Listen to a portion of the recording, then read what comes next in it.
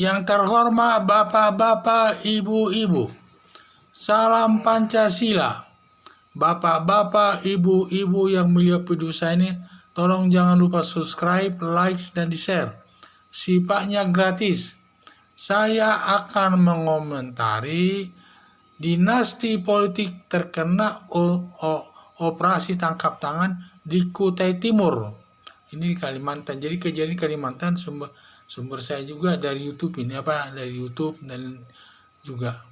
Jadi ada operasi tangkap tangan di Kutai Timur atau Kabupaten Kutai Timur yang dilakukan oleh KPK, dan di mana di sana yang tertangkap adalah bupati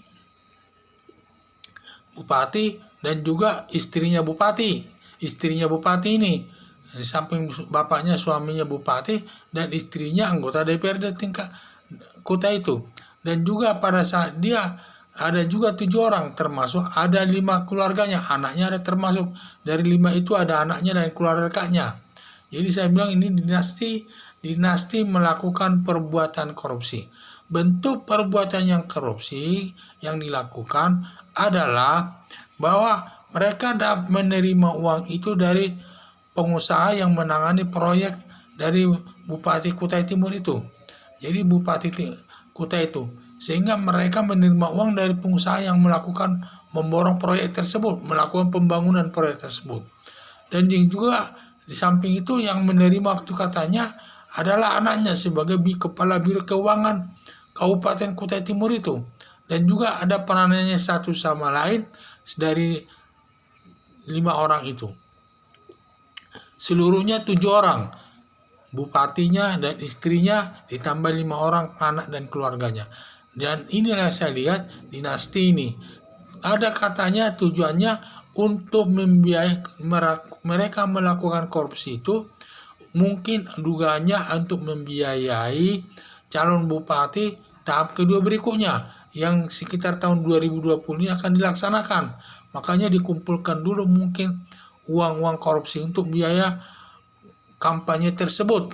Nah, ini saya lihat sampai seluruh keluarganya ikut berperan di dalam masalah tersebut. Jadi sekarang ini banyak sekali yang tersangkut dinasti korupsi ini dalam daerah itu.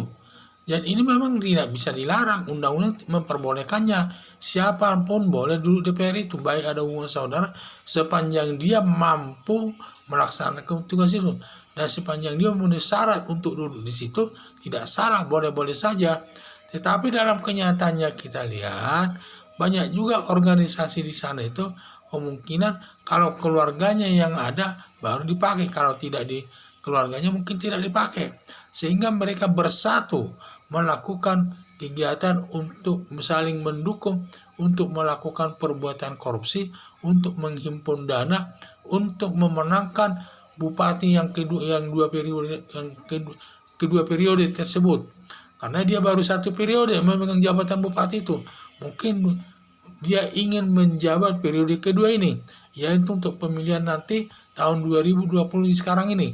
Hanya saja mungkin masih dilaksanakan atau tidak, kurang jelas karena Indonesia terkena masalah virus corona ini. Apakah ditunda atau tidak tahu. Tetapi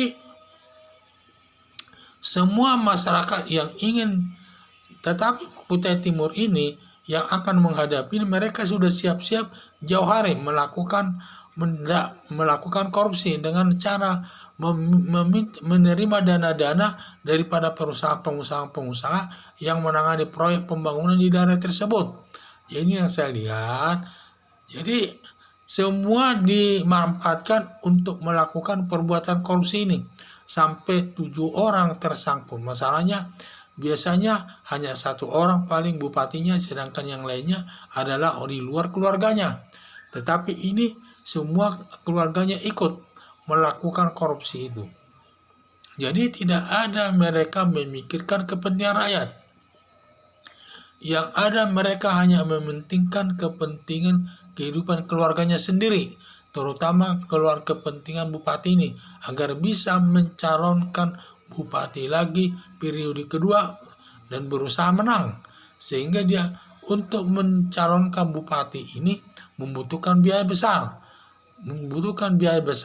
Baik dalam hal untuk sebagai uang politik untuk kepada partai politik supaya membawanya, mungkin ada juga uang dan dalam praktek lapangannya butuh spanduk dan sebagainya, sehingga untuk ikut calon bupati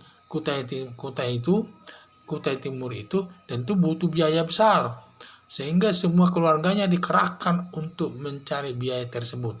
Dan di sini saya lihat, jadi aparat negara tidak pernah memikirkan kepentingan rakyat.